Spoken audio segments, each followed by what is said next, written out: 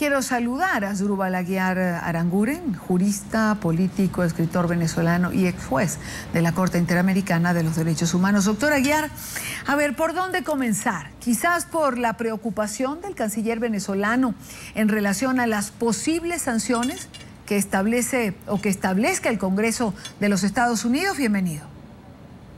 Buenas tardes, Idania. Yo la verdad es que me quedo sorprendido cuando veo que tanto el gobierno de Maduro, y debo decirlo con absoluta objetividad, la Mesa de la Unidad Democrática en Venezuela, han aludido a la supuesta hipótesis de unas sanciones en contra del país. Yo no he leído un solo documento, no he visto un solo papel, no he visto una sola declaración que haya surgido de la Cámara de Representantes, de la Comisión de Relaciones Exteriores, de la misma prensa, en donde se hable de sanciones colectivas contra Venezuela. Ahora, lo que sí me sorprende es que se sientan aludidos. ¿Por qué razón? Porque la iniciativa parlamentaria que se ha tomado en Estados Unidos tiene que ver directamente con la sanción a quienes han incurrido en delitos de corrupción administrativa, que han peculado, que han robado el tesoro público venezolano. Y eso obliga a Venezuela y obliga a Estados Unidos, porque ambos son estados partes de la Convención Interamericana de Lucha contra la Corrupción. Y adicionalmente, han dicho los Estados Unidos, habrá que imponerle sanciones a quienes sean individualmente responsables de violaciones generalizadas y sistemáticas de derechos humanos. Entonces, aquí hay una situación. Si los representantes del Estado venezolano o algún venezolano considera que no es ladrón de tesoro público o considera que no ha violado de manera generalizada y masiva derechos humanos, ¿por qué se preocupa? A menos que estemos en una sociedad de cómplices en donde reacciona una mafia con una suerte de solidaridad colectiva para impedir que la policía los ponga tras la reja. Esto es una cosa que realmente es inaudita. Lo que pasa es que obviamente que en medio de la crisis venezolana, seguir moviendo el trapo de los Estados Unidos, que por cierto no tiene ninguna preocupación por América Latina desde hace varios lustros, porque Estados Unidos, que fue el gran policía del mundo, de la noche a la mañana, por su propia situación interna, dejó de ser y dejó de cumplir ese rol. Cuando uno hablaba hasta meses pasados con republicanos y demócratas, ellos tenían situadas sus preocupaciones en el otro extremo de la humanidad, no en América Latina. Y entonces quienes atacan a los Estados Unidos es casi como diciéndoles, ¿qué les pasa a ustedes que no se ocupan de nosotros? Y en este momento, cuando hay una sensibilidad por un tema particular, violaciones generalizadas y sistemáticas de derechos humanos que han tenido lugar como consecuencia de una política de Estado. Temas que no son negociables en ninguna mesa, temas que no son discutibles, que lo que requieren es simplemente que opere como ha operado durante las últimas décadas la jurisdicción internacional, con relación a los militares de Argentina, con relación a los militares de Chile, con relación a los militares del Uruguay. Y resulta que en Venezuela se crea una milicia popular armada y se crean unos círculos populares bajo control del gobierno, y resulta que desprenden sus espacios de locura a partir del mes de febrero pasado. Ocurren muertes, más de 40 asesinatos, más de medio centenar de torturados, más de 1000 detenidos, o sea, muchachos de 18 años, estudiantes universitarios, en este momento sembrados en las cárceles comunes peores que tiene Venezuela, y que frente a eso ningún gobierno extranjero diga nada. Estados Unidos lo que ha dicho, mire, el que sea narcotraficante, el que sea peculador o el que sea violador de derechos humanos no puede tener pasaporte o visa libre en Estados Unidos, no puede tener cuentas. Eso lo deben decir los canadienses, deben decirlo los venezolanos honestos también. Aquí no pueden entrar narcotraficantes, ni corruptos, ni violadores de derechos humanos. Entonces, ¿por qué se rasga la vestidura del señor Jagua o por qué se rasga la vestidura del señor Maduro? ¿Será que se sienten señalados por los Estados Unidos? Ahora, ante este panorama que usted describe, el secretario general de la Organización de Estados Americanos, el señor Insulza, pide a la comunidad internacional acompañar a Venezuela en el diálogo sin injerencias y sin sanciones. ¿Por qué el señor Insulza pareciera siempre inclinar la balanza a favor del gobierno venezolano, o por lo menos de las peticiones que hace? Mira, ahí hay dos cosas que hay que comentar. Una, que es una suerte de suspicacia que se ha comentado en los corrillos internacionales, pero nunca se ha probado. Me imagino que cuando se desclasifiquen los documentos secretos en Estados Unidos o en Venezuela, se sabrá por qué razón llegó Insulza a la Secretaría General de la OEA. Él aceptó, justamente, apenas electo, que le pongan unas manetas, lo amarren de manos, lo aten de manos, para que no se ocupase de la aplicación de la Carta Democrática Interamericana. En algún momento, en un diálogo público que tuvimos él y yo, él invocaba el principio de la no intervención. En el fondo, casi como señalando que el tema de la democracia y el tema de los derechos humanos es un tema propio de la soberanía interna de cada Estado. Y a mí me sorprende que lo diga Insulza, porque ese era el argumento de Pinochet, que lo mandó a él al exilio. Ese era el argumento de Videla en Argentina. Ese fue el argumento de Somoza en Nicaragua, ante el cual la propia Organización de los Estados Americanos dijo: ningún gobernante puede tremolar la soberanía, enseñar la bandera de la soberanía para ocultar violaciones a la democracia y violaciones masivas y sistemáticas a los derechos humanos. ¿Qué le pasa al señor Insulza? O sea, es que en definitiva lo que importa son otras cosas y ya no la democracia ni el tema de los derechos humanos. A mí me sorprende que el señor Insulza le ha montado una guerra incluso a la propia Comisión Interamericana de Derechos Humanos para atarla de manos. Eso sí, atarla de manos en relación con los casos del señor Correa en Ecuador, atarla de manos con relación al señor Chávez, en paz descanse, y el señor Maduro. Pero no quería que estuviese atada de manos cuando el señor Insulza, junto con Chávez, casi que invaden militarmente a Honduras durante la crisis constitucional que expulsa al presidente Zelaya. Y estuvo a punto de hacerlo en el caso del Paraguay. Entonces, ¿cómo es eso, ese doble rasero en relación con la defensa de los principios de la democracia? O sea, valen para unos, pero no valen para otros. Yo realmente debo decir lo siguiente, el tema venezolano, el tema llamado o manido del diálogo, lo que debería preguntarse Insulza es esto: cuando Colombia va a una mesa de paz a La Habana, Colombia pone sus armas sobre la mesa y la FARC pone sus armas sobre la mesa. Están negociando con un relativo equilibrio. Eso pasó con el Farabundo Martí y el gobierno del Partido Arena en El Salvador.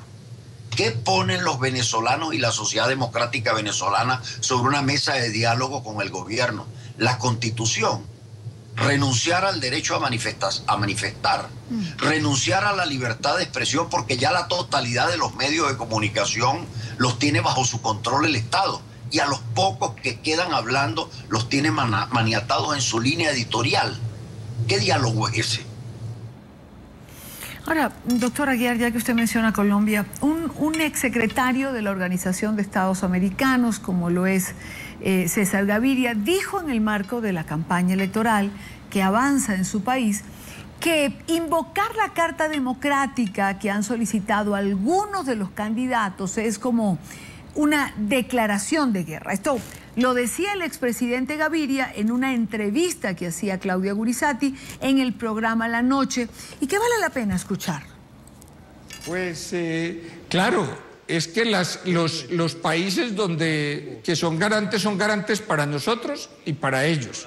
Ese es un sitio donde se puede hacer una negociación reservada, y de hecho ha sido bastante reservada la negociación. Claro, si como el doctor Oscar Iván Zuluaga dice, él va a llegar prácticamente a armar una guerra con Venezuela, a intervenir en la política interna de Venezuela, a hacer como hizo Panamá y a pedir la aplicación de la Carta Interamericana, pues vamos a estar al borde de la guerra con Venezuela, y sin necesidad de que se termine el proceso de paz, se va a terminar, punto. O sea, se va a terminar por la guerra con Venezuela que va a armar el doctor Oscar Iván Zuluaga. Le pido unos minuticos muy corticos. Porque es que el tema de la guerra y la paz no es solamente con las FARC, es que también quieren hacer una guerra con Venezuela. Podemos tener una opinión. A mí no me gusta el gobierno de Venezuela y no me gustan muchas de las cosas que se hacen, pero eso es un problema interno de Venezuela. Si uno se pone a resolverlo desde Colombia y a que lo tiene que resolver, pues sencillamente termina en guerra con Venezuela, porque es que es una política de guerra, no solo con la FARC, con Venezuela, con Ecuador, sí. Eso es lo que nos espera. En este momento, cualquier gobierno que exija cualquier tema democrático al gobierno de Maduro, Maduro le declara la guerra. Eso es verdad. Yo le voy a pedir... ¿Queremos la guerra con Venezuela? A ver, No, cualquier gobierno que diga una cosa no. Cualquier gobierno que se quiera meter en la política interna de Venezuela. Por ahora Colombia es mediador, está participando allí en un proceso. Yo fui mediador en ese país, yo haría y avanzaría más, pero allí estamos. No, el doctor Oscar Iván lo que quiere es citar en la OEA que le apliquen a Venezuela, que le apliquen sanciones y guerra con Venezuela. Sí, claro, si por unas declaraciones que dio el presidente Uribe estuvimos al borde de una guerra con Venezuela, ¿cómo será por llevar a Venezuela a la OEA? No, perdón. Nosotros no queremos una guerra con Venezuela, los colombianos no quieren una guerra con Venezuela, así ideológicamente al doctor Oscar Iván le guste. Es que el problema ni siquiera es solo la guerra con las FARC, es que él quiere guerra con Ecuador y Venezuela, intervenir en los asuntos internos de Venezuela y de Ecuador. Necesito hacer una pequeña pausa, excúseme, y obviamente eso que me está diciendo, pues se lo escucha usted. Yo nunca he escuchado, y de una vez también lo aclaro a mis televidentes, no hemos escuchado que de la otra campaña quieran guerra. Es una interpretación que se hace de la campaña de Juan Manuel Santos. Ya regresamos. En el año 2008, cuando salió mi obra El Derecho a la Democracia, que publicó Editorial Jurídica Venezolana, dedicada justamente a la Carta Democrática Interamericana, se la dediqué a César Gaviria. Y se la dediqué a él justamente porque fue el defensor a pie juntillas de ese instrumento internacional propiciado y promovido por el gobierno del Perú. Ahora, el señor Gaviria, ¿será que está atado, maniatado por la realidad interna y electoral que se acelera en Colombia y lo obliga a asumir una postura de esta naturaleza?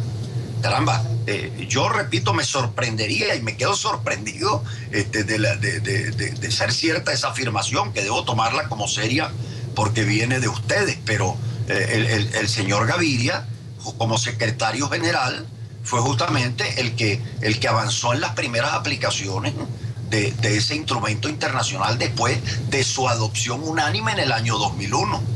Y ese instrumento lo único que pide es respeto y ejercicio del Estado de Derecho por parte de los gobernantes, libertad de expresión y de prensa, prohibición de violaciones de derechos humanos, separación de poderes públicos, autonomía del Poder Judicial.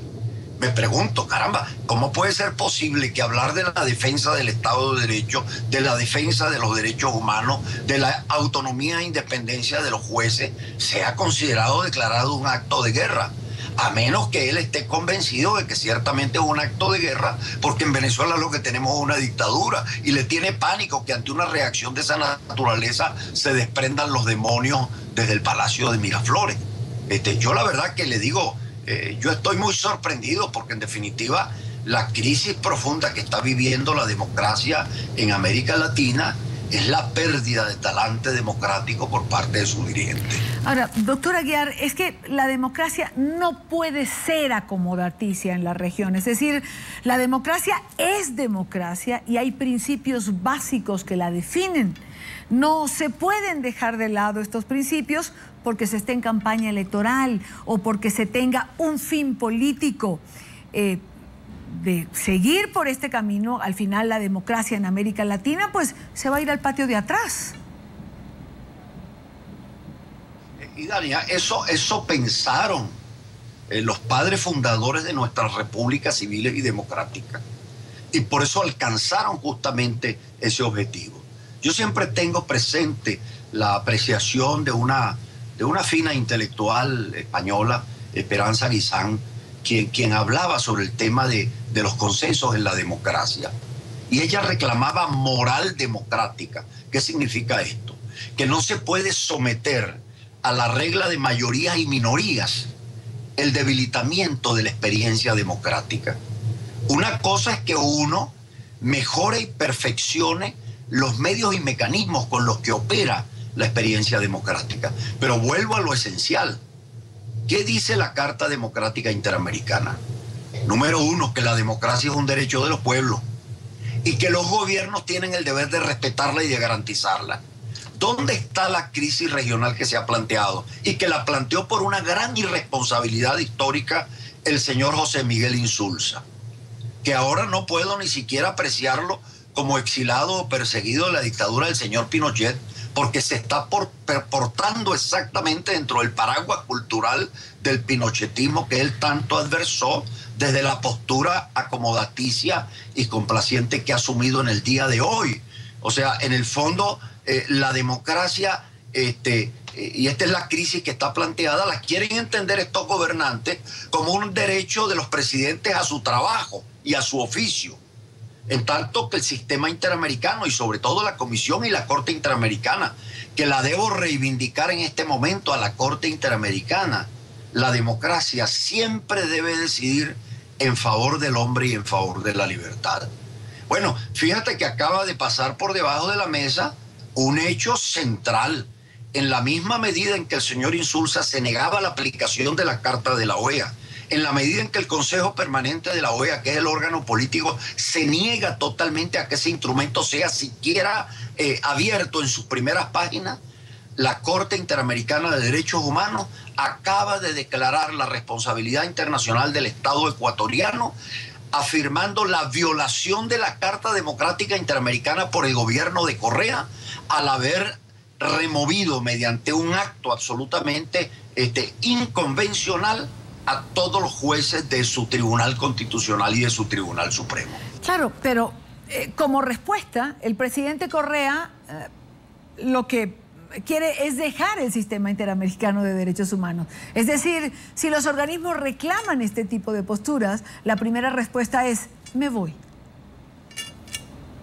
Mira, Idania, yo quisiera recordarle al señor Correa y a quienes están asumiendo esta posición en esta coyuntura, que el presidente Chávez, en sus momentos de agonía, y él lo confesó públicamente, estaba leyendo la obra de Nietzsche, Así habló Zaratustra.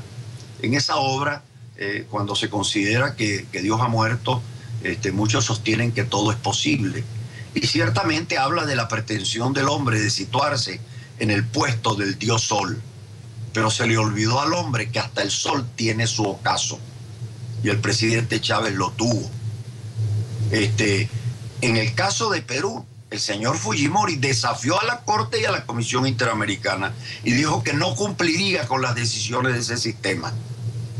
Denunció a los jueces de la Corte ante el Consejo Permanente de la OEA. Yo fui uno de ellos. Pero el señor Fujimori hoy está en la cárcel, y cuando llegó el gobierno de transición, el señor Valentín Paniagua, ya fallecido, un hombre honorable, respetable, constitucionalista del continente, le dio cumplimiento a todas las decisiones que estaban en mora dentro de la Comisión y de la Corte Interamericana de Derechos Humanos. Así que lo que a ellos se les olvida es que el Estado permanece y las sociedades permanecen, y lo que cambian son los gobiernos, tarde o temprano. Quiero agradecer a Asdrúbal Aguiar, jurista político, escritor venezolano, juez de la Corte Interamericana de los Derechos Humanos. Gracias por acompañarnos en la tarde. Gracias, Idania.